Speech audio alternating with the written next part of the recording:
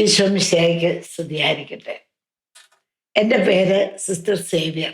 ഞാൻ വിസിറ്റേഷൻ സഭയിലെ ഒരംഗമാണ്. ഞങ്ങളുടെ ഹൗസ് ഇന്ത്യയിലാണ്. ഞാൻ അമേരിക്കയിൽ വന്നിട്ട് 15 വർഷമായി. ചിക്കാഗോ, ടാമ്പ, ഇപ്പോൾ ന്യൂയോർക്കിൽ വർക്ക് ചെയ്യുന്നു. ഷെക്കിന അമേരിക്കാസ് ഞങ്ങൾ വിശ്വസിക്കുന്നു എന്ന പ്രോഗ്രാമിൽ പങ്കെടുക്കുന്നതിനായിട്ട് വന്നതാണ്. ഈ പ്രോഗ്രാമിൽ വർക്ക് ചെയ്യുന്ന എല്ലാവരെയും ഈശോയുടെ തിരുഹൃദയത്തിൽ സമർപ്പിക്കുന്നു. ഈശോയുടെ തിരുഹൃദയം ഈ പ്രോഗ്രാമിനെ സമർത്ഥമായി അനുഗ്രഹിക്കട്ടെ എന്ന് പ്രാർത്ഥിക്കുന്നു. എനിക്ക് കിട്ടിയിരിക്കുന്ന വിഷയം വിശ്വാസത്തെ പറ്റിയാണ്. വിശുദ്ധ മത്തായിയുടെ സുവിശേഷം 17-ാം അധ്യായം 20-ാം വാക്യത്തിൽ പറയുന്നുണ്ട്, ഒരു കടുമണിയോളം വിശ്വാസമുണ്ടെങ്കിൽ ഈ മലയോട് മറ്റൊരു സ്ഥലത്തേക്ക് മാറിപ്പോകാൻ പറഞ്ഞാൽ അതും മാറിപ്പോകും. അതുപോലെ തന്നെ മത്തായിയുടെ സുവിശേഷം 21-ാം അധ്യായം 22-ാം വാക്യത്തിൽ പറയുന്നുണ്ട്, വിശ്വാസത്തോടെ കൂടി പ്രാർത്ഥിച്ചാൽ എല്ലാം ലഭിക്കുമെന്ന്. പ്രിയ സഹോദരങ്ങളെ, ഈ വിശ്വാസം എങ്ങനെയാണ് നമ്മുടെ കുഞ്ഞുങ്ങൾക്ക് കൊടുക്കേണ്ടത്? നമ്മൾ ബൈബിൾ വായിച്ചും നമുക്കെല്ലാം ഒരു അറിവുണ്ട്. പക്ഷേ ഈ അറിവ് നമ്മുടെ പിഞ്ചു കുഞ്ഞുങ്ങൾക്ക് എങ്ങനെ കൊടുക്കാം? സാധാരണ പള്ളിയിൽ വരുന്നത്, കുഞ്ഞുങ്ങളെയും കൊണ്ട് പള്ളിയിൽ വരുമ്പോൾ അവർ കളിക്കോപ്പുകളുമായിട്ടാണ് വരുന്നത്. ആ ഫോണ് അല്ല കളിക്കോപ്പിട്ട് കളിക്കുന്നു, കുർബാന കഴിഞ്ഞു, പിള്ളേർ പോകുന്നു. ഇന്ന് ഞാൻ 2-3 പിള്ളേരോട് ചോദിച്ചു, മോനെ ഈശോ എവിടെയാണ് ഇരിക്കുന്നത്? അപ്പോൾ ആ കൊച്ചു പറയുകയാണ്, എനിക്കറിയത്തില്ല. വേറെ കുഞ്ഞോട് പറഞ്ഞു ഈശോ എൻ്റെ വീട്ടിലുണ്ടെന്ന് പറഞ്ഞു. വേറെ കുട്ടിയോട് പറഞ്ഞപ്പോൾ അവൻ പറഞ്ഞു എൻ്റെ ചങ്കിൻ്റകത്തുണ്ടെന്നാ തോന്നുന്നതെന്ന് പറഞ്ഞു. പക്ഷേ ഈശോയെ ചെറുപ്പത്തിൽ കൊടുത്തെങ്കിൽ മാത്രമേ ഉള്ളൂ കുഞ്ഞുങ്ങളുടെ ഹൃദയത്തിലേക്ക് അത് പതിക്കുകയുള്ളൂ. എൻ്റെ അമ്മ ഒരു 3.5 കിലോമീറ്റർ അകലെന്നാണ് ഞങ്ങൾ പള്ളി വരുന്നത്. ആ കുഞ്ഞുനാളിലെ ഞാൻ വരുമ്പോൾ പള്ളി എടുക്കാൻ പറഞ്ഞു, അമ്മ എൻ്റെ കാല് കഴിക്കുന്നു, കാല് വേദന എടുക്കുന്നു എന്ന് പറയുമ്പോൾ എൻ്റെ അമ്മ പറഞ്ഞു തരുമായിരുന്നു, മോനെ പള്ളിക്കകത്ത് പെട്ടിക്കകത്ത് ഈശോ ഇരിപ്പുണ്ട്. ആ ഈശോ മോളെ നോക്കിയാണ് ഇരിക്കുന്നത്.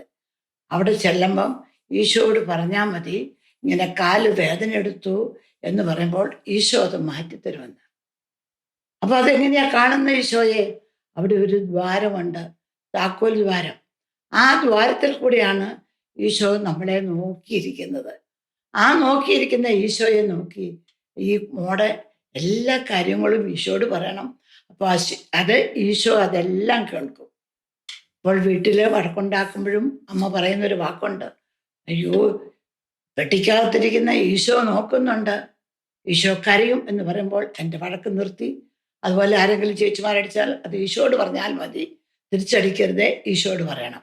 അങ്ങനെ ചെറുപ്പത്തിലെ ഈശോ എന്നുള്ള ആ ചിന്ത നമ്മുടെ ഉള്ളിലേക്ക് പതിച്ചതുകൊണ്ട് എന്നും സക്രാരിയിൽ, അതായത് ആ പെട്ടിയിൽ ഈശോ ഉണ്ട് എന്നുള്ള ചെറുപ്പം മുതലുള്ള എൻ്റെ ആഗ്രഹം സാധിച്ചു തന്നു. ഇത് കുഞ്ഞുങ്ങൾക്കും പള്ളിയിൽ വരുമ്പോൾ ആ കളിക്കോപ്പ് കൊടുക്കാതെ സക്രാലിരിക്കുന്ന ഈശോയെ ഓരോ കുഞ്ഞുങ്ങൾക്കും പരിചയപ്പെടുത്തി കൊടുക്കുവാണെങ്കിൽ അവരുടെ ജീവിതത്തിൽ എന്നും അവരുടെ കണ്ണുകൾ ആ സക്രാരിയിലേക്ക് നോക്കിയിരിക്കും. കുഞ്ഞുങ്ങളുടെ വേദനകളും വിഷമങ്ങളും അവിടെ പറയാനായിട്ട് കുഞ്ഞുങ്ങളെ പഠിപ്പിച്ചിരിക്കണം. അതാണ് അമ്മമാർ ചെയ്യേണ്ടത്. അതുപോലെ തന്നെ അങ്ങനെയാണ് കുഞ്ഞുങ്ങൾക്ക് വിശ്വാസം കിട്ടുന്നത്. അതുപോലെ എൻ്റെ ചെറുപ്പത്തിൽ ഞങ്ങളുടെ പ്രാർത്ഥനാ മുറിയിലെ ഈശോയുടെ രൂപത്തിൻ്റെ അവിടെ എൻ്റെ ജോലിയാണ് പൂക്കൾ വെക്കുക, എൻ്റെ ആങ്ങളുടെ ജോലിയാണ് തിരികെത്തിക്കുക. അങ്ങനെ പൂക്കൾ വെക്കുക, 2 ഗ്ലാസിൻ്റെ അകത്ത് പൂക്കൾ വെക്കുന്നു, അതുപോലെ 2 തിരികൾ കത്തിച്ച് വെക്കുന്നു. അപ്പോൾ അമ്മ എന്നോട് പറയുന്ന ഒരു വാക്കുണ്ട്, മോളെ നീ ഇതുപോലെ നീ മടത്തിൽ പോകുമ്പം ഇതുപോലെ ഈശോയ്ക്ക് പൂ വെക്കണം. ആങ്ങളയോട് പറയും, മോന് വലുതാവുമ്പോൾ അച്ഛനാകുമ്പോൾ ഈശോയുടെ മുമ്പിൽ ഇതുപോലെ തിരികെത്തിക്കണം. അങ്ങനെ 33 കൂട്ടം നമസ്കാരം ചെല്ലാതെ ഞങ്ങൾക്ക് ഭക്ഷണം തരികയില്ലായിരുന്നു. അങ്ങനെ എല്ലാ ദിവസവും ഈ പൂക്കളും വെച്ച് തിരിയും കത്തിച്ച് ഞങ്ങൾ 2 പേരും ഭക്ഷണം കഴിക്കുന്നു. ആ ചെറുപ്പത്തിലെ ഈശോ ഞങ്ങൾക്ക് ഓരോ വിത്തിട്ട് തരുമായിരുന്നു. ഞങ്ങളുടെ ഹൃദയത്തിലേക്ക്, എൻ്റെ ആങ്ങളുടെയും എൻ്റെയും ഹൃദയത്തിലേക്ക് എൻ്റെ അമ്മ ഓരോ വിത്താണ് ഇട്ട് തന്നത്. അതായത് ദൈവവിളിയാകുന്ന വിത്ത്. അങ്ങനെ ആ വിത്ത് ഉള്ളിൽ സംവഹിച്ചുകൊണ്ട് വലുതാവും തോറും അമ്മ പിന്നെ ഈ മഠത്തിൽ പോകുന്ന ഒരു സിസ്റ്ററായാലുള്ള ഗുണങ്ങൾ, അതുപോലെ അച്ഛനായാലുള്ള ഗുണങ്ങൾ, ദോഷങ്ങൾ ഇതെല്ലാം പറഞ്ഞു തന്നു. വിവാഹം കഴിക്കുമ്പോഴുള്ള ബുദ്ധിമുട്ടുകളും സന്തോഷങ്ങളും എല്ലാം പറഞ്ഞു തന്നു. അതെല്ലാം നമ്മുടെ മനസ്സിൽ വളമായിട്ട്, ആ വിത്തിൻ്റെ കൂടെ വളമായിട്ട് ഇട്ടു തരികയാണ് മാതാപിതാക്കൾ ചെയ്തിരുന്നത്. 10ാം ക്ലാസ് ആയപ്പോൾ ആ പരീക്ഷ കഴിഞ്ഞ് അന്ന് ഈശോയോട് ചോദിച്ചു, ഈശോയെ ഇനി എന്ത്, എൻ്റെ സ്ഥിതി എന്ത്, ഞാൻ ഏത് അന്തസ്സിൽ പ്രവേശിക്കണം? അപ്പോൾ ആ ചാരം മാറ്റിക്കഴിഞ്ഞപ്പോൾ ഇതാ തീക്കട്ടയിൽ പറയുന്നു, ഇതാ നീ ഒരു സിസ്റ്ററാകണം, അല്ലെങ്കിൽ ആങ്ങളോട് പറഞ്ഞു നീ ഒരു അച്ഛനാകണം. അങ്ങനെ ഞാൻ ഒരു സിസ്റ്ററായി, എൻ്റെ ആങ്ങള ഒരു അച്ഛനുമായി. ചെറുപ്പത്തിലെ മാതാപിതാക്കൾ സ്നേഹത്തോടു കൂടി ജീവിച്ചെങ്കിൽ മാത്രമേ കുഞ്ഞുങ്ങൾക്ക് ദൈവവിളി കിട്ടുകയുള്ളൂ. അല്ലാതെ ഒരു കുഞ്ഞുങ്ങൾക്കും ദൈവവിളി കിട്ടത്തില്ല. അതുപോലെ തന്നെ മാതാപിതാക്കൾ സ്നേഹത്തോടു കൂടി ജീവിച്ചെങ്കിൽ മാത്രമേ ആ കുടുംബത്തിൽ നിന്ന് ദൈവവിളി ഉണ്ടാകുകയുള്ളൂ. ഈയിടെ ഞാൻ 2-3 പിള്ളേരോട് ചോദിച്ചു, നിങ്ങൾ എന്തുകൊണ്ട് കിട്ടുന്നില്ല? അപ്പോൾ പറഞ്ഞു, ആ കുഞ്ഞുങ്ങൾ പറഞ്ഞ വാക്ക് കേട്ടപ്പോൾ എൻ്റെ ചങ്ക് തകർന്നു.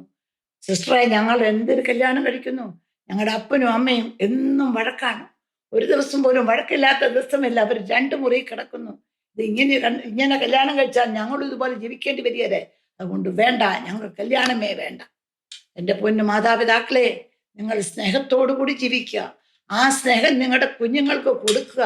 നിങ്ങളുടെ കുഞ്ഞുങ്ങൾക്ക് കൊടുത്തെങ്കിൽ മാത്രമേ ഉള്ളൂ ആ കുഞ്ഞുങ്ങൾക്ക് ആ ഒരു ജീവിതം എന്താണെന്ന് പിന്നെ അവർക്ക് എടുക്കാൻ പറ്റുകയുള്ളൂ. അതുകൊണ്ട് മാതാപിതാക്കളോട് പറയുന്ന ഇതായിട്ട് പറയുന്നത് സ്നേഹമായിട്ട് ജീവിക്കുക എന്നുള്ളതാണ്. ഇനി എൻ്റെ വിളിയെപ്പറ്റി പറയാം. ഞാൻ 6ാം ക്ലാസ്സിൽ പഠിച്ചുകൊണ്ടിരുന്നപ്പോൾ എൻ്റെ അപ്പച്ചൻ സൂക്കേട് കൂടുതലായി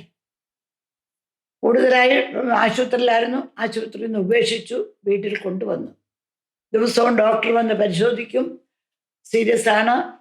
പിന്നെ 4 ദിവസം കഴിഞ്ഞ് പറഞ്ഞു, എല്ലാവരെയും അറിയിച്ചോ, ഇനി അധികം ദിവസങ്ങളില്ല എന്ന് പറഞ്ഞു.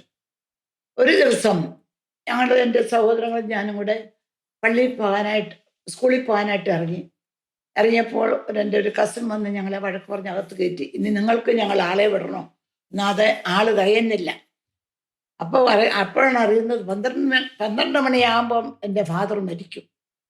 ഡോക്ടർ പറഞ്ഞാണ് കഴുത്തിന് കീഴ്പോട്ട് മരിച്ചു കഴിഞ്ഞു, തലച്ചോറെല്ലാം ഡെഡായി കഴിഞ്ഞു, ഇനി അധികം സമയമില്ല, കൃത്യം 12 ആകുമ്പോൾ മരിക്കും, ഒരു അനക്കം മാത്രമേ ഉള്ളൂ, അതുകൊണ്ട് നിങ്ങൾ സ്കൂളിൽ പോകണ്ട എന്നും പറഞ്ഞ് ഞങ്ങളെ കയറ്റി. ഞാൻ ഒരു മുറി ചെന്നപ്പോൾ കാണുന്ന കാഴ്ച, അന്ന് സദ്യയ്ക്ക് ഉണ്ടാക്കാനുള്ള പരിപ്പ്, പയറ്, പപ്പടം മുതലായി മേടിക്കാനുള്ള ലിസ്റ്റ് എടുക്കുന്നു. ഒരു മുറിയിൽ ചെന്നപ്പോൾ ആളെ വിടാനുള്ളത്, ഓരോ സ്ഥലത്തേക്കും വിടാനുള്ള ആളുകളെ നിശ്ചയിക്കുന്നു. മുറ്റം മുഴുവൻ ചെത്തുന്നു. പന്തലുകാരനോട് 1 മണിയാകുമ്പം പന്തലിടാൻ വരാൻ പറഞ്ഞിരിക്കുന്നു. അതെല്ലാം കേട്ടപ്പോൾ എനിക്ക് സഹിക്കാൻ പറ്റുന്നില്ല. ഞാൻ പിന്നെ അടുക്കളയിൽ ചെന്നു. അപ്പോൾ അമ്മ നോക്കിയപ്പോൾ അമ്മ കരഞ്ഞുകൊണ്ടിരിക്കും. അമ്മ കറിക്കാണ്ട് അരിഞ്ഞുകൊണ്ട് കരയുവാണ്.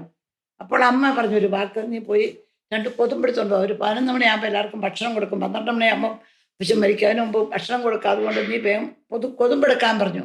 ഞാൻ ആ കച്ചിപ്പുരയിലോട്ട് പോയി. അവിടെ കിടന്ന് ഞാൻ കരഞ്ഞു, ഈശോയെ, നീ ജനിച്ച സ്ഥലമാണല്ലോ ഈ കച്ചിത്തുമ്പിൽ കിടന്നാണല്ലോ നീ ജനിച്ചത് ഈശോയെ എന്ന് പറഞ്ഞു ഞാൻ കരഞ്ഞു. അപ്പോൾ എൻ്റെ അമ്മ കുറച്ചു നേരമായിട്ട് കാണാതെ വന്നപ്പോൾ അമ്മ തിരക്കി ആ കച്ചിപ്പുരയെ വന്നു. അമ്മ പറഞ്ഞൊരു വാക്കാണ്, മോളെ, നിനക്ക് ഭാഗ്യമില്ലാതെ പോയി, എന്ത് ചെയ്യാം. കൊച്ചുറേസ്യ പുണ്യാളത്തിയുടെ അപ്പച്ചൻ മരിക്കാൻ തുടങ്ങിയപ്പോൾ കൊച്ചുറേസ്യ പുണ്യാളത്തി കരഞ്ഞ് ഈശോയോട് പ്രാർത്ഥിച്ചു, ഈശോയെ, ഞാൻ ഉടുപ്പിട്ട് കണ്ടതിന് ശേഷം മാത്രമേ എൻ്റെ അപ്പച്ചനെ മരിക്കാവുള്ളൂ എന്ന് ഈശോയോട് കരഞ്ഞ് പ്രാർത്ഥിച്ചു. അതുപോലെ നീയും പോയി പ്രാർത്ഥിക്കാൻ പറഞ്ഞു. പക്ഷെ അവിടെയൊക്കെ ഈശോ ഉണ്ടെന്ന് എനിക്കറിയത്തില്ല. ഞാൻ ഓടി, എൻ്റെ പഴയ ഈശോ പെട്ടിക്കാത്തിരിക്കുന്ന ഈശോയെ കാണാനായിട്ട് ഒറ്റ ഓട്ടം ഓടിയിട്ട് 3.5 കിലോമീറ്റർ ഓടി പള്ളിയിൽ ചെന്ന് ഞാൻ കരഞ്ഞ് പ്രാർത്ഥിച്ചു. ഒരു മുല ഇരുന്നുകൊണ്ട് കരഞ്ഞ് പ്രാർത്ഥിച്ചു, ഈശോയെ എൻ്റെ അപ്പച്ചനെ മരിപ്പിക്കല്ലേ, എന്നെ ഒരു സിസ്റ്റർ ആക്കിയതിന് ശേഷം മാത്രമേ മരിപ്പിക്കാവുള്ളൂ എന്ന് കരഞ്ഞ് കരഞ്ഞ് കരഞ്ഞ് പ്രാർത്ഥിച്ചപ്പോൾ, ആ ദ്വാരത്തിൽ കൂടി ഞാൻ പ്രാർത്ഥിച്ചപ്പോൾ ഇതാ ഒരു ഈശോ ഇറങ്ങി വരുന്നു. ഒരു 1.5 അടി പൊക്കമുള്ള ചുമന്ന ഉടുപ്പിട്ട ആ ഈശോ ആ ഓൾട്ടറെ വന്നിരുന്നിട്ട് എനിക്കിട്ട് നോക്കുവാണ് സൂക്ഷിച്ച്. ഞാൻ അന്നേരം ഒന്നുകൂടെ പൊട്ടിക്കരഞ്ഞു, ഈശോയെ എൻ്റെ അപ്പച്ചനെ മരിപ്പിക്കല്ലേ, ഞാനൊരു സിസ്റ്ററാക്കിയതിന് ശേഷം മാത്രമേ മരിപ്പിക്കാവുള്ളൂ എന്ന് കരഞ്ഞ് കരഞ്ഞ് പ്രാർത്ഥിച്ചപ്പോൾ ഈശോ കുറച്ച് കഴിഞ്ഞപ്പോൾ പറയാ, പൊക്കോ പൊക്കോ, ഞാൻ മരിപ്പിക്കുകയില്ല. കൈകൊണ്ട് കാണിച്ചു, ഞാൻ മരിപ്പിക്കുകയില്ല. പിന്നെയും പറഞ്ഞു, ഞാൻ പിന്നെയും കരഞ്ഞപ്പോൾ പറഞ്ഞു, ഇല്ല, നീ സിസ്റ്ററായതിന് ശേഷം മാത്രമേ ഞാൻ മരിപ്പിക്കുകയുള്ളൂ എന്ന് പറഞ്ഞു. ഞാൻ കണ്ണു തീർത്ത് കൊടുത്ത് നിലം മുത്തി എഴുന്നേറ്റു. കുറച്ച് നടന്നതിന് ശേഷം ഞാൻ മുമ്പോട്ട് പിന്നെ ഈശോയെ നോക്കിയപ്പോൾ ഈശോ പതുക്കെ തല കുനിച്ച് ആ സക്രാരിയിൽ അകത്തേക്ക് കയറിപ്പോയി വാതടയ്ക്കുന്നതാണ് കണ്ടത്. ഞാൻ ഓടി തിരിച്ച് ഞാൻ വീട്ടിൽ വന്നപ്പോൾ ആ പറയുന്ന സമയത്ത് ഈശോയെ നിന്റെ അപ്പച്ചനെ മരിപ്പിക്കുകയില്ല എന്ന് പറഞ്ഞ ആ സമയത്ത് ഈശോ അപ്പച്ചന്റെ കണ്ണ് തുറന്നു. ആ കണ്ണുകൾ 4 ദിവസമായിട്ട് അടച്ചു കിടക്കുന്ന, ഭക്ഷണം ഒന്നും കഴിക്കാത്ത അപ്പച്ചൻ, കണ്ണടച്ചു കിടക്കുന്ന ഒരു കൊതുപ്പ് മാത്രമുള്ള അപ്പച്ചൻ ഇതാ കണ്ണു തുറന്നു. എല്ലാവർക്കും അതിശയം, എന്താ എല്ലാവരെയും നോക്കുന്നു. അത് കഴിഞ്ഞ് കുറച്ച് നേരം പറഞ്ഞു വെള്ളം ഒന്ന് ഉപയോഗിച്ചു, വെള്ളം വായിലൊഴിച്ചു കൊടുത്തു. അത് കഴിഞ്ഞ് കുറച്ച് കഴിഞ്ഞപ്പം എന്നെ ഇരുത്താൻ പറഞ്ഞു. അപ്പച്ചൻ ആ ചാരി ഇരുത്തി. അപ്പോൾ അപ്പച്ചൻ പറയുന്നുണ്ട്, എന്തോ ഒരു ശക്തി എന്നെ വല്ലാതെ വലിക്കുകയാണ്, ഒരു ശക്തി എന്നെ വലിക്കുന്നു എന്ന് പറയുന്നു. ആ ശക്തി വലിച്ചു. അവസാനം 2:30 കാപ്പി കുടിച്ചു. വൈകുന്നേരമായപ്പോൾ സന്ധ്യ ആയപ്പോൾ കഞ്ഞി കുടിച്ചു. അപ്പച്ചൻ്റെ രോഗം മാറി. പിറ്റേ ഒരാഴ്ചയും കൂടെ കഴിഞ്ഞപ്പോൾ അപ്പച്ചൻ ഓഫീസിൽ പോയി. വലിയൊരു ഫാക്ടറി ഉണ്ട്. ആ ഫാക്ടറി നടത്തിക്കൊണ്ടിരിക്കുന്നതാണ് അപ്പച്ചൻ. അപ്പോൾ അപ്പച്ചൻ ആ ഫാക്ടറിയിൽ വീണ്ടും ജോലിക്ക് കയറി. അങ്ങനെ ഞങ്ങളുടെ വീട്ടിൽ കുഴപ്പമില്ലാതെ വീണ്ടും പോവുകയാണ്. പക്ഷെ ഞാൻ ഹൈസ്കൂളിൽ കയറി 10ാം ക്ലാസ് ആയപ്പോൾ ഞാൻ കേടിയാണ്. സ്കൂളിലെ നമ്പർ 1 കേടിയായിരുന്നു. ഏത് സമരം ഉണ്ടെങ്കിൽ അതിൻ്റെ എല്ലാം കൊടി പിടിക്കുന്നത് ഞാനായിരുന്നു. എന്നാൽ അവിടെയെല്ലാം ഈശോ വാഗ്ദാനങ്ങൾ വിശ്വസ്തനാണ് എന്ന് പറയുന്നതിൻ്റെ ഇതാണ്. ആ 10ാം ക്ലാസ് കഴിഞ്ഞപ്പോൾ 10ാം ക്ലാസ്സിൽ പരീക്ഷ എഴുതാനായിട്ട് ഒരാഴ്ചത്തേക്ക് എന്നെ കോൺവെൻറ്റിൽ കൊണ്ടാക്കി, പഠിക്കാൻ വേണ്ടിയിട്ട് കോൺവെൻറ്റിലാക്കി. പരീക്ഷ കഴിഞ്ഞു. പരീക്ഷ കഴിഞ്ഞപ്പോൾ ഇനി എൻ്റെ സ്ഥിതി എന്തേ എന്ന് ചോദിച്ചു. അപ്പോൾ എനിക്ക് മനസ്സിലായി, ഈശോയെ ഞാൻ ജയിക്കുമോ? അപ്പോൾ ഒരു സ്വരം കേട്ടു, മാതാവിൻ്റെ സ്വരം, നീ മോളെ നീ ജയിക്കും, നീ ഞാൻ എന്ത് ചെയ്യണം? കല്യാണം പറഞ്ഞു വെച്ചിരിക്കുകയാണ്.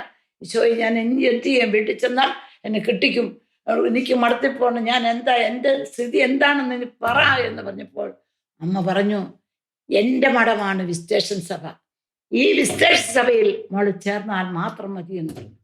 അപ്പോൾ എനിക്ക് പരിപൂർണ്ണ ധൈര്യമായി, ഞാൻ ജയിക്കും. പിന്നെ ഞാൻ വീട്ടിലോട്ട് പോയില്ല. അങ്ങനെ തിങ്കളാഴ്ച വന്നു, വെള്ളിയാഴ്ച പരീക്ഷ കഴിഞ്ഞു, ശനി കഴിഞ്ഞു, ഞായറാഴ്ച അമ്മ പിന്നെ ഒച്ച വെച്ച് ബഹളം വെച്ചു. പള്ളി വന്നു. ആരോട് ചോദിച്ചിട്ട് നീ മടത്തിപ്പോയെന്ന് ചോദിച്ചുകൊണ്ട് ബഹളം വെച്ചു. ആൾക്കാർ കൂടി പള്ളിയിൽ അച്ഛൻ വന്നു. അച്ഛൻ പറഞ്ഞു, മകളെ നീ പോയി വീട്ടിൽ പോയി അപ്പച്ചനോട് അനുവാദം മേടിച്ചുകൊണ്ട് വരാൻ പറഞ്ഞു. ഞാൻ അപ്പച്ചനോട് അനുവാദം മേടിക്കാൻ വീട്ടിൽ ചെന്നു. പലത് പറഞ്ഞു നോക്കി. നീ TTC പാസ്സായി, ഫാക്ടറി നോക്കാനായിട്ട് ആളില്ല. അച്ഛനാവാൻ പോയി, അവനെ ഉദ്ദേശിച്ചിരുന്ന അവനുമില്ല. എനിക്ക് ആരുണ്ട് സഹായിക്കാനെന്ന് പറഞ്ഞു. നീ എങ്കിലും പാസ്സായി, നീ ടീച്ചറായിട്ട് നീ ഫാക്ടറിയുടെ കാര്യങ്ങൾ നോക്കണമെന്ന് പറഞ്ഞു. അച്ഛാ, ഈശോ 1 വിളിക്കുള്ളൂ, 2 വിളിക്കത്തില്ല. പിന്നെ പറഞ്ഞു, നീ പാസ്സാവോ? ഈശോ, അപ്പച്ചാ ഞാൻ പാസ്സാവും. അമ്മ മാതാവിനോട് പറഞ്ഞു ഞാൻ പാസ്സാവും എന്ന് പറഞ്ഞു. പിന്നെയും പറഞ്ഞു, ഇല്ല നീ ജയിച്ചിട്ട് പോയാൽ മതി. ഇല്ലപ്പച്ചാ, ഈശോ 1 വിളിക്കുള്ളൂ. ആ 1ാമത്തെ വിളിയുടെ സ്വരം കേട്ടില്ലെങ്കിൽ എനിക്ക് ഒരിക്കലും പോകാൻ പറ്റത്തില്ല, അതുകൊണ്ട് എനിക്ക് പോകണമെന്ന് പറഞ്ഞു. കട്ടായം പറഞ്ഞപ്പോൾ ഗെറ്റ് ഔട്ട് എന്ന് പറഞ്ഞു. ഇനി നീ വീട്ടിലെ ആരുമല്ല, നിനക്ക് അവകാശവുമില്ല, നീ ഞങ്ങളുടെ ആരുമല്ല എന്ന് പറഞ്ഞപ്പോഴും ഇതെല്ലാം ഉച്ചിഷ്ടം പോലെ കരുതി. ഈ എൻ്റെ സമ്പത്തും സാമ്പാദ്യവും എല്ലാം ഉച്ചിഷ്ടം പോലെ കരുതി. ബൈബിളിൽ പറയുന്ന പോലെ ബൈബിളിലെ പറഞ്ഞ പോലെ ഉച്ചിഷ്ടം പോലെ കരുതി ഞാൻ പിന്നെ ഈശോയോട് കൂടി ആയിരിക്കുന്നതിന് ഞാൻ വീണ്ടും മഠത്തിലേക്ക് പോയി. മഠത്തിൽ ചെന്നു. അത് കഴിഞ്ഞ് പിന്നെ ഞാൻ മദർ ഹൗസിൽ പോയി. അപ്പോൾ അപ്പച്ചനൊന്നും മിണ്ടുന്നില്ല. പിന്നെ സാധനങ്ങളൊക്കെ എനിക്ക് ആരാണ്ടെ കൊണ്ട് മേടിപ്പിച്ച് തന്നു. പക്ഷേ അത് കഴിഞ്ഞു ഞാൻ ഉടുപ്പിട്ടു. എൻ്റെ ഉടുപ്പിടലിന് എൻ്റെ അപ്പച്ചൻ വന്നില്ല. ഞാൻ ഏറ്റവും കൂടുതൽ സ്നേഹിക്കുന്ന അപ്പച്ചൻ എൻ്റെ ഉടുപ്പിടൽ കാണാൻ എനിക്ക് പറ്റത്തില്ല എന്ന് പറഞ്ഞ് അവിടെ വീട്ടിലുള്ള വേലക്കാരെയെല്ലാം പറഞ്ഞു വിട്ടു. പക്ഷേ ബാക്കി എല്ലാവരും വന്നു. എൻ്റെ ഫാദർ വന്നില്ല. എനിക്കൊരു വിഷമവും തോന്നിയില്ല. പക്ഷേ ഉടുപ്പിടൽ കഴിഞ്ഞു പിറ്റേ ദിവസം ഞാൻ വീട്ടിൽ 2 സിസ്റ്റേഴ്സിനെയും കൂട്ടി എന്നെ വീട്ടിൽ വിട്ടു ജനറാളമ്മ. വീട്ടിൽ ചെന്നപ്പോൾ വാവിട്ട് കരയുന്ന അപ്പച്ചനെയാണ് കാണുന്നത്. എൻ്റെ കൂടെ വന്ന സിസ്റ്റേഴ്സ് കരയുന്നു. എല്ലാം കൂട്ടക്കരച്ചിലും. എനിക്കാണെങ്കിൽ അരിശവും ദേഷ്യവും വരുന്ന കരയാതിരുന്നെങ്കിൽ എൻ്റെ കൂടെ വന്ന സിസ്റ്റേഴ്സെങ്കിലും കരയാതിരുന്നെങ്കിലോ എന്ന് ഓർത്തുകൊണ്ട് ഞാൻ എന്ത് ചെയ്യണമെന്ന് അറിയാതെ. അപ്പോൾ എൻ്റെ കസിൻ വന്ന് അടുത്ത വീട്ടിൽ എൻ്റെ കസിനുണ്ടാ വന്നു. അവൻ വഴക്ക് പറഞ്ഞു. ഇവിടെ ആരാ മരിച്ചു കിടക്കണമെന്ന് ചോദിച്ചുകൊണ്ട് ബഹളം വെച്ച് വഴക്ക് പറഞ്ഞപ്പോൾ എല്ലാവരും ശാന്തമായി. അങ്ങനെ ഭക്ഷണം എല്ലാം കഴിഞ്ഞു. വരാൻ നേരത്ത് ചോദിച്ചു, നീ എന്നാ വരുന്നത് നീ ചോദിച്ചു. ഞാൻ പറഞ്ഞു, അപ്പച്ചാ മെയ് 13 കഴിഞ്ഞ് ഞാൻ വരും. അടുത്ത വർഷം മെയ് 13 കഴിഞ്ഞ് ഞാൻ വരുമെന്ന് പറഞ്ഞപ്പോൾ എൻ്റെ അപ്പച്ചനൊരു വാക്ക് പറഞ്ഞു, 13 മെയ് 13 ഞാൻ കാണുകയില്ല എന്ന് പറഞ്ഞു. അപ്പം ഞാൻ ഉറക്കെ അപ്പച്ചാന്നൊന്ന് വിളിച്ചു. ഇല്ല നീ പൊക്കോളാൻ പറഞ്ഞു. അങ്ങനെ ഞാൻ പോന്നു. തിരിച്ചു മഠത്തിലോട്ട് പോകുന്നു. ഉടുപ്പിട്ട് പോകുന്നു. പിറ്റേ വർഷം ഈശോ വാഗ്ദാനങ്ങൾ വിശ്വസ്തനാണെന്ന് ഞാൻ വിശ്വസിക്കുന്നു. എന്തുകൊണ്ടെന്നാൽ ഈശോ എൻ്റെ അപ്പച്ചനെ 11-ാം തീയതി ഞാൻ തന്നെ ചോദിച്ചു മേടിച്ചു. എനിക്കൊരു കുരിശ് വേണം കർത്താവെ, എനിക്ക് പൊട്ടിക്കരയുന്ന കുരിശ് തായ് എന്നും പറഞ്ഞുകൊണ്ട് ഞാൻ കരഞ്ഞ് പ്രാർത്ഥിച്ചു ഈശോയോട്. അപ്പം വാർഷിക ധ്യാനമായിരുന്നു. ധ്യാനത്തിൽ ഞങ്ങളുടെ ധ്യാനഗുരു പറഞ്ഞു, ഈ കുരിശ് കിട്ടാത്തവൻ ശരി സന്യാസിയല്ലെന്ന് പറഞ്ഞു. കുരിശ് കിട്ടിയെങ്കിലേ ഉള്ളൂ ഒരു സന്യാസി ആവുള്ളൂ എന്ന് പറഞ്ഞു. കാരണം കർത്താവെ എനിക്കൊരു പൊട്ടിക്കരയുന്ന കുരിശ് തായേ എന്ന് പറഞ്ഞുകൊണ്ട് ഞാൻ കരഞ്ഞു. 11-ാം തീയതി ഉച്ച കഴിഞ്ഞപ്പം മുതൽ ഞാൻ പ്രാർത്ഥിച്ചു. രാത്രിയും പ്രാർത്ഥിച്ചു. 12-ാം തീയതി രാവിലെ ചാപ്പലിയിരുന്ന് പ്രാർത്ഥിച്ചുകൊണ്ടിരിക്കുമ്പോൾ ഞാൻ കാണുന്നത്, കമന്ന് കിടന്ന് പ്രാർത്ഥിക്കുമ്പോൾ ഞാൻ കാണുന്നത് ഒരു ശവപ്പെട്ടിയുടെ കൃത്യം 9 മണിക്ക് കാണുന്നതാണ്. എൻ്റെ ശവപ്പെട്ടിയുടെ കാല് കാണുന്നു, കാലിലെ ചെരുപ്പ് ഷൂസ് കാണുന്നു, പിന്നെ റീത്ത് കാണുന്നു, പിന്നെ റോഡ് പോകുന്തോറും താടിയില കെട്ട് കാണുന്നു. കെട്ടുകാൽ മുഖത്തോട് നോക്കിയപ്പോൾ അപ്പച്ചാന്ന് വിളിച്ച് ഞാൻ ആ കമന്ന് കിടന്ന് ചാപ്പലിൽ കിടന്നു. ശബ്ദം ഉണ്ടാക്കാതെ കരഞ്ഞു. അപ്പച്ചൻ മരിച്ചു. അപ്പം ഞാൻ അന്നേരം ഉണ്ട് രമേ ഇല്ലല്ലോ. പൊട്ടിക്കരുന്ന കുരിശ് ഞാൻ ചോദിച്ചു. അപ്പച്ചൻ മരിച്ചാൽ കരയാൻ പാടില്ലല്ലോ എന്ന് പറഞ്ഞാൽ ഞാൻ കരച്ചിൽ നിർത്തി. മരിച്ച വിശ്വാസം 5 ആകാശം മരിച്ച വിശ്വാസങ്ങൾക്ക് വേണ്ടി അപ്പച്ചന് വേണ്ടി കാഴ്ചവെച്ചു. എന്നാലും സഹിക്കാൻ പറ്റത്തില്ല. മുറിയിൽ പോയി ഞാൻ കരഞ്ഞു. അപ്പോൾ സിസ്റ്റേഴ്സ് വന്നു. അപ്പം എനിക്ക് കണ്ടു കാറിൻ്റെ ശബ്ദം കേൾക്കുന്നുണ്ട്, മണിയടിക്കുന്നുണ്ട്, ആരോ വരുന്നു. അപ്പോൾ അന്നേരത്തെ ഒരു സിസ്റ്റർ വന്നിച്ചും പറഞ്ഞു, എന്നെ ജർണാളമ്മ വിളിക്കുന്നു ചെല്ലാൻ പറഞ്ഞു. ചെന്നു. എന്നാ അമ്മയും ചോദിച്ചു. ഞാൻ അപ്പച്ചനുണ്ട് അസുഖം കൂടുതലാണെന്ന് പറഞ്ഞു. നിന്നെ കാണണമെന്ന് പറഞ്ഞു. ഞാൻ ചോദിച്ചു ആരാ വന്നതെന്ന് ചോദിച്ചപ്പം ആങ്ങളെയാ വന്നെന്ന് പറഞ്ഞു. അപ്പോൾ ഞാൻ വിചാരിച്ചു, ശരി അപ്പച്ചൻ ആങ്ങളമാർ വന്നാൽ മരിക്കത്തില്ല, മറ്റുള്ളവരല്ലേ വിടുന്നേ, എന്നാൽ സൂക്കടാക്കി ഞാൻ കണ്ടത് വെറുതെ ആയിരിക്കും. ഞാൻ പിന്നെ ബാക്കി പണിയെല്ലാം ചെയ്യാനുള്ള പ്രത്യേക ഉടുപ്പിടിയിലാണ് എല്ലാം ചെയ്യാൻ പറഞ്ഞു. എല്ലാ പണിയൊക്കെ ചെയ്തു. ഉച്ച കഴിഞ്ഞപ്പം ഒരു സിസ്റ്ററിനെയും കൂട്ടി എന്നെ വിട്ടു. ഞങ്ങൾക്കന്ന് വീട്ടിൽ പോകത്തില്ല, പള്ളിയിലോട്ടേ പോകാവുള്ളൂ. പള്ളി ചെന്നപ്പോൾ വികാരിച്ചൻ പറഞ്ഞു, മോടെ അപ്പച്ചൻ മരിച്ചു എന്ന് പറഞ്ഞു. അപ്പച്ചൻ മരിച്ചു എന്ന് പറഞ്ഞപ്പോൾ ഞാനൊന്നും പറഞ്ഞു ഈശോയോട് പറഞ്ഞു, ഈശോയെ ഇതാണോ നീ എനിക്ക് തന്ന കുരിശ്? ഞാൻ ഈ കുരിശ് എല്ലാവരും ചോദിച്ചേ, വേറെ എന്തെങ്കിലും കുരിശായിരിക്കും, വേദനയോ അങ്ങനെയുള്ള കുരിശായിരിക്കും ഞാൻ ചോദിച്ചത്. നീ കുരിശാണ് തന്നത്. ഇല്ല ഞാൻ കരയുന്നില്ല. ഞാൻ കരയാതെ ഇരുന്നു. ഞാൻ റീത്തുണ്ടാക്കി. അപ്പോൾ സിസ്റ്റേഴ്സ് പറഞ്ഞു മുടി ഉണ്ടാക്കാൻ പറഞ്ഞു. മുടി ഉണ്ടാക്കി. റീത്തുണ്ടാക്കാൻ പറഞ്ഞു. റീത്തുണ്ടാക്കി. അതെല്ലാം കഴിഞ്ഞു. ഞങ്ങൾക്ക് അന്ന് ശവക്കോട്ടയിൽ പോയേ കാണാൻ പറ്റുള്ളൂ. അപ്പോൾ ശവക്കോട്ടയിൽ ചെന്നപ്പം കൈ കൂട്ടിപ്പിടിച്ച് മുത്താൻ പറ്റത്തില്ല, അന്നേരം മുത്താൻ പാടില്ല, കൈ കൂട്ടിപ്പിടിച്ച് നിൽക്കുമെന്ന് പറഞ്ഞ് ഞാൻ കൈ കൂട്ടിപ്പിടിച്ച് നിന്നു. കുർബാന കഴിഞ്ഞു. പെട്ടെന്ന് മുത്തി, പെട്ടെന്ന് പിടിച്ചുകൊണ്ട് മഠത്തിലോട്ടും കൊണ്ടുവന്നു. പക്ഷെ ആ ഈശോയെ എനിക്ക് കാണിച്ചു തന്ന എൻ്റെ പൊന്നീശോയെ അന്ന് മുതൽ ഇന്ന് വരെ എനിക്കെപ്പോഴും ഈശോ എൻ്റെ കൂടെയാണ്. അതായത് ഈശോ വാഗ്ദാനങ്ങൾ വിശ്വസ്തനാണ്. നമ്മൾ വിളിച്ചാൽ വിളി കേൾക്കുന്ന ആളാണ് ഈശോ എന്ന് അന്ന് മുതൽ ഇന്ന് വരെ എൻ്റെ ജീവിതത്തിൽ ഇത്രയും വർഷമായിട്ടും എനിക്ക് എൻ്റെ ഈശോയെ മാറ്റാൻ സാധിച്ചിട്ടില്ല. ഏത് വിഷമസന്ധികളിലും എൻ്റെ ഈശോയെ വിളിച്ചാൽ മതി, ഈശോ വന്നിരിക്കും. അതുപോലെ തന്നെ എന്നെ ഒരു പിന്നെ ഒരു ഓർഫനേജിന്റെ ചാർജ് ഏൽപ്പിച്ചു. 75 കുഞ്ഞുങ്ങളുണ്ട്. ആ 75 കുഞ്ഞുങ്ങളെയും കൊണ്ട് ഞാൻ കോവളത്തിന് പോയി. അവിടെ ചെന്നപ്പോഴും ഇതുപോലെ ഞാൻ പറഞ്ഞു, സാറേ പിള്ളേരെ ഇറക്കണ്ട, കടലിൽ ഇറക്കണ്ട, അരിയൊന്ന് കുളിച്ചാൽ മതി. അപ്പോൾ ആ സാറ് പറഞ്ഞു, അമ്മേ ഞാനുണ്ട് കൂടെ, പിള്ളേരുടെ കൂടെ ഞാനുണ്ട് എന്ന് പറഞ്ഞ് സാറിൻ്റെ കൈ 1-ാം ക്ലാസ്സിലെ 6 കുഞ്ഞുങ്ങളും ബാക്കി പിള്ളേരെല്ലാം കടലിലോട്ട് ഇറങ്ങി കുളിക്കുവാണ്. ഒരു വലിയ തിര വന്ന് ഈ 75 കുഞ്ഞുങ്ങളെയും കടലമ്മ കൊണ്ടുപോയി. അവിടെ കിടന്ന് ഞാൻ കർത്താവിനെ വിളിച്ചു, യേശുവേ നീ ഓടിവായോ, ഓടി വന്ന് എൻ്റെ 75 കുഞ്ഞുങ്ങളെയും രക്ഷിക്കണമേ എന്ന് പ്രാർത്ഥിച്ചു. എൻ്റെ ഭവനത്തിലെ, എൻ്റെ സ്ഥാപനത്തിലെ ഒരു ശവം പോലും വെക്കാൻ നീ അനുവദിക്കരുതേ എന്ന് പറഞ്ഞ് കരഞ്ഞ് കരഞ്ഞ് ഞാൻ പ്രാർത്ഥിച്ചപ്പോൾ ഒരു വലിയ തിര വന്ന് ഈ കുഞ്ഞുങ്ങള് ഉരുണ്ടുപോയ, തേങ്ങ ഉരുണ്ടുപോയ കുഞ്ഞുങ്ങളെല്ലാം ഉരുണ്ടുകൊണ്ട് കയറി വരുന്നു. പിന്നെയും പ്രാർത്ഥിച്ചു, ഈശോയെ ഒരു ഉടുപ്പ് പോലും മിച്ചം വരല്ലേ, ഒരു ഉടുപ്പ് മിച്ചം വന്നാൽ ആ കുഞ്ഞ് കിട്ടിയില്ലെന്നല്ലേ അർത്ഥം. എൻ്റെ ഈശോയെ ഒരു ഉടുപ്പ് പോലും വരുത്തരുത്, ഉടുപ്പ് പോലും മിച്ചം വരുത്തരുതേ, ഒരു കുഞ്ഞിനെ പോലും നിൽക്കാൻ പിന്നെ വെള്ളത്തിൽ ഇടരുതേ എന്ന് പറഞ്ഞ് പ്രാർത്ഥിച്ചപ്പോൾ എൻ്റെ പൊന്നീശോ ആ 75 കുഞ്ഞുങ്ങളെയും രക്ഷപ്പെടുത്തി മോളിൽ കയറി. എല്ലാം പേടിച്ചു, എല്ലാം വണ്ടിയെ കയറി നോക്കി. ഉടുപ്പ് നോക്കിയപ്പോൾ ഒറ്റ ഉടുപ്പ് മിച്ചയില്ല. ഉടനെ വണ്ടിയെ കയറി എല്ലാത്തിനും എണ്ണിയപ്പം 75 കുഞ്ഞുങ്ങളും കൊണ്ട് യേശുവിനെ നന്ദി പറഞ്ഞു. പിള്ളേരെ, മക്കളെ, നിങ്ങൾ യേശുവിനെ നന്ദി പറയാൻ പറഞ്ഞു. നന്ദി പറഞ്ഞ് ഞങ്ങൾ ചങ്ങനാശ്ശേരി വരെ വന്ന് നന്ദി പറഞ്ഞതിന് ശേഷം ഓട്ടോയിൽ കയറ്റി പിള്ളേർക്ക് ഭക്ഷണം കൊടുത്ത് ഞാൻ കൊണ്ടുവന്നത്. അങ്ങനെ ഓരോ നിമിഷവും ഏത് സമയത്തും ഈശോ നമ്മുടെ കൂടെ. നമുക്ക് ഈശോയെ എത്രയെ സ്നേഹിക്കുന്ന ഒരു വ്യക്തി ലോകത്തിലില്ല എന്ന് എനിക്ക് പരസ്യമായിട്ട് പറയാൻ സാധിക്കും. ഈശോ നമ്മളെ എപ്പം പിടിച്ചാലും ആര് പിടിച്ചാലും ഓടിയെത്തുന്ന ആളാണ് ഈശോ. ഞാനിവിടെ വന്ന് അമേരിക്കയിൽ വന്നു, പല പ്രാവശ്യം വീണു. ഒരു പ്രാവശ്യം ചിക്കാഗോയിൽ വെച്ച് 5 നടയുടെ മുകളിൽ നിന്ന് താഴെ വന്നു വീണ് നിൽക്കുമ്പോൾ ഞാൻ ഈശോയേന്ന് വിളിച്ചുകൊണ്ട് വരുമ്പോൾ താഴെ വരുമ്പോൾ കൈ പൊക്കും, കൈ ഒടിഞ്ഞിട്ടില്ല, കാല് പൊക്കും, കാലൊടിഞ്ഞിട്ടില്ല, എഴുന്നേക്കും, ഒരു കുഴപ്പവും ഇല്ല, യേശുവൻ നന്ദി എന്ന് പറഞ്ഞു പോകും. ഒരു പ്രാവശ്യം ഓസിപ്പാത്രം തിരുവോസിയും കൊണ്ട് ഞാൻ 5-ാം നിലയുടെ മുകളിൽ നിന്ന് കുർബാന സ്വീകരിച്ച് ഞാൻ എൻ്റെ കാല് തെന്നിപ്പോയി. തെന്നി അപ്പൊ പള്ളിയിൽ ഭയങ്കര ഒച്ച വെച്ചു, ഷോ എന്ന് പറഞ്ഞോളൂ, തെന്നിപ്പോയി. പക്ഷെ ഞാൻ തെന്നിപ്പോയെങ്കിലും ഞാൻ താഴെ വന്ന് ആ ഈശോയുമായിട്ട് താഴെ വന്ന് കുർബാന കൊടുക്കാൻ പറ്റി.